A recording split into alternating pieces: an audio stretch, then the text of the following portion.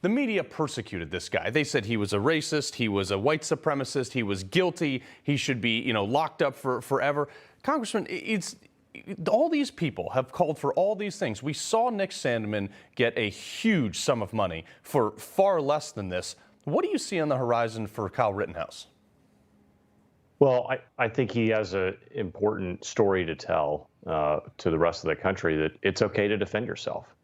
It's okay to, if somebody attacks you and you are armed, you can use your arms to defend yourself. And again, that is an American right. It's a God-given right, and it's something that I certainly will stand to defend. It's shocking how politicized the left has become and how they've tried to racialize everything. And and let me just make this other way. We should have never gotten here.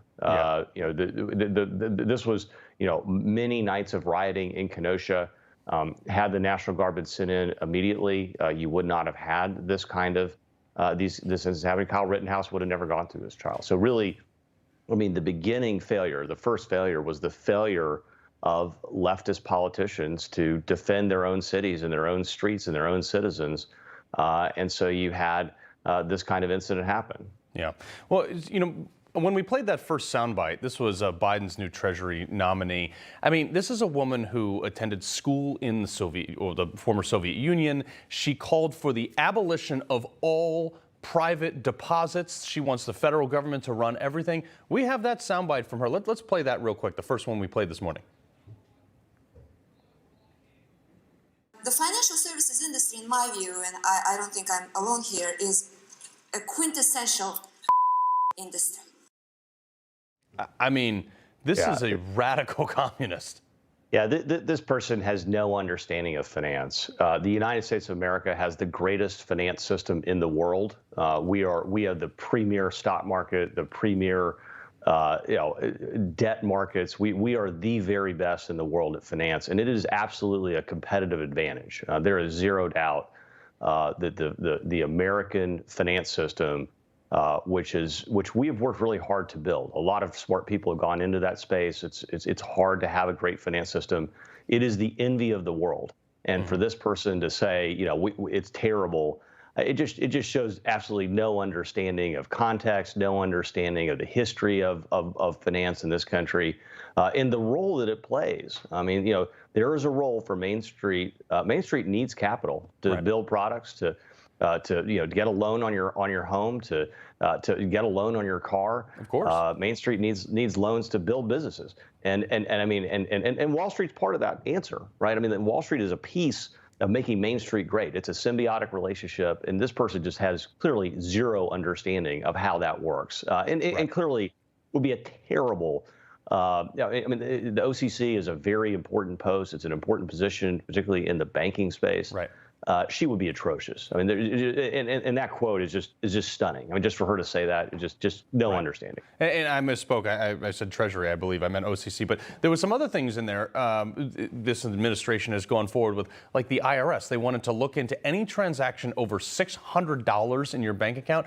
Is the ultimate goal just a complete government takeover of absolutely everything? They've already talked about getting rid of cash. Is this something that is sustainable in a market that is as free and as prosperous as ours?